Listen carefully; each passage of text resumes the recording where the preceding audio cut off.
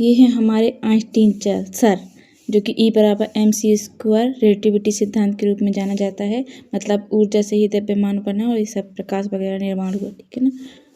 और ये है उनकी वाइफ मिलेवा, इनके साथ इनकी लव मैरिज हुई थी, वो भी इनके फोर्स करने पर। इनकी एक शादी की पहले बेटी हो चुकी थी, फिर इसने बहुत वो की फोर्स, तब कहीं जाके इसने लव मैरिज किया और फिर कुछ ही साल बाद इसने इसको डिवोर्स भी दे दिया। क्यों? क्योंकि इसका संबंध, मतलब इसको अपनी चचेरी बहन की बेटी पसंद थी। कौन? एल्सा पसंद थी। 1910 में इसने उसको डिवोर्स दिया और उससे शादी भी कर लिया। देखो,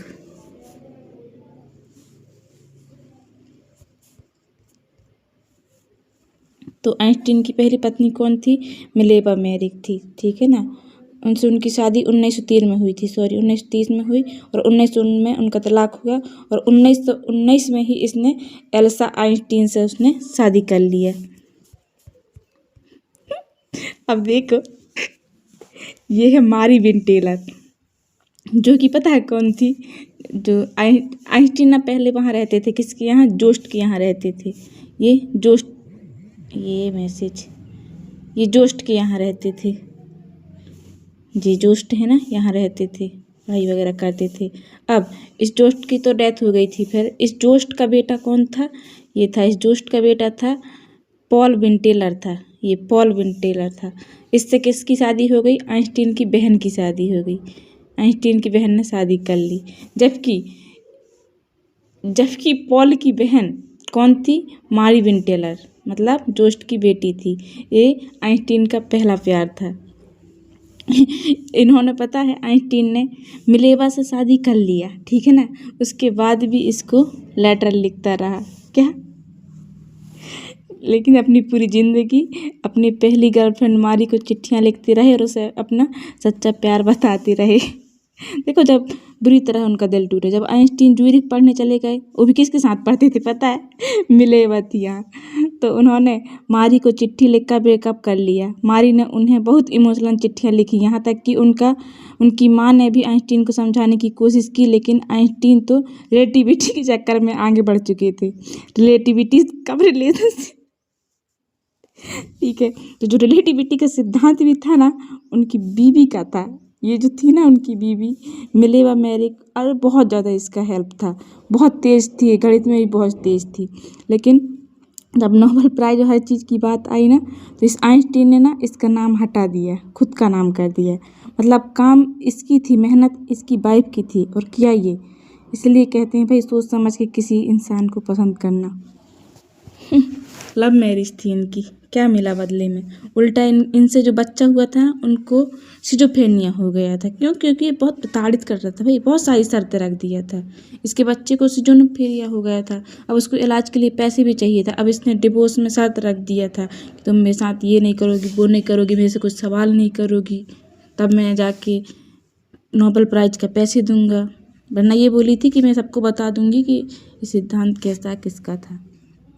फिर इसकी किससे शादी हुई? एल्सा से हुई।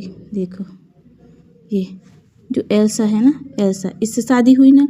अब इसके बाद भी इसकी कहानी नहीं रुकी। ये देखो, ये एल्सा को भी पता था कि अल्बर्ट का दिल आवारा किस्म का है। देखो, इसके बाद क्या हुआ? ये है मार्ग कोर्नेकोवा। इसका तो बहुत से रिश्ते था। ये एक रूसी महिला थी और कहा जाता है कि वे एक जासूसी भी थी। आइंस्टीन उनके साथ काफ़ी समय बिताते थे। और एक है बेटी न्यूमैन, ये आइंस्टीन की सेक्रेटरी थी, जिनसे उनका काफ़ी गहरा लगाव था। और ये है एंथेल मिकोनोवस्की, बर्लिन की एक सोशलाइट, जिनके साथ उनके रिश्ते की चर्चा खूब हुई थी। जिनका बहुत से लोगों से रिलेशन था। एक के साथ तो एक बच्ची भी थी, जिसको उसने अपने बेटे को दे दिया था, बेटे की गोद दिलवा दिया था।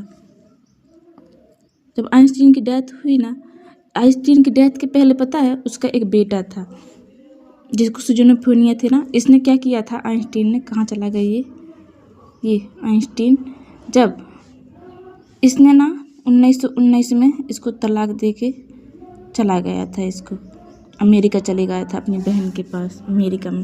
तब तक इसकी ब्रेन से भी डेथ हुई थी, बेचारी के पास कोई नहीं था, और इसका बेटा भी था। उसको भी सिजोफ्रेनिया था। इसने बिल्कुल भी वो उसके साथ नहीं दिया, बेचारे लोग अकेले तड़प तड़प के मर गए। लेकिन इसके और भी जो बेटे थे ना, उन्होंने इनमें से किसी एक बेटे ने इसके जो बेटा था ना जिसको सिजोफ्रेनिया था उसके हिसाब से नाम रखा।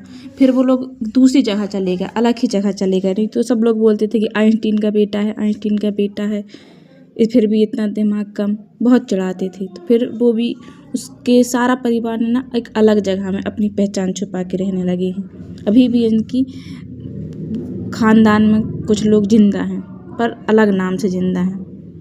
उन्हें बहुत चिढ़ था आइंस्टीन से। ये थी इनकी डार्क रियलिटी।